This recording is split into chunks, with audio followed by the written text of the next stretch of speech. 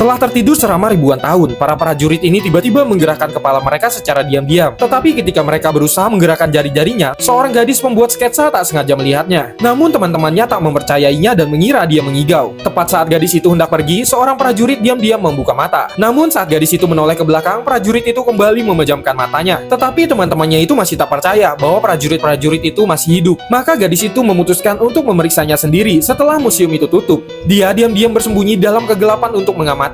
Tapi apa yang terjadi selanjutnya adalah sesuatu yang tak akan pernah ia lupakan. Prajurit itu mulai memelintir lehernya yang kaku dan bergerak. Ia segera mengawasi sekelilingnya dan tak melihat sesuatu yang aneh. Ia menggerakkan kakinya yang penuh lumpur selangkah demi selangkah keluar dari ruangan itu. Gadis itu ketakutan setengah mati, tetapi karena penasaran dia pun memutuskan untuk mengikutinya. Para petugas keamanan sedang sibuk makan, dan tak seorang pun dari mereka memperhatikan bahwa prajurit itu melarikan diri. Gadis itu mengikuti, mencoba untuk menaklukkan prajurit yang hidup itu seorang diri. Tak lama kemudian, seorang penjaga menemukan puing-puing tanah di lantai.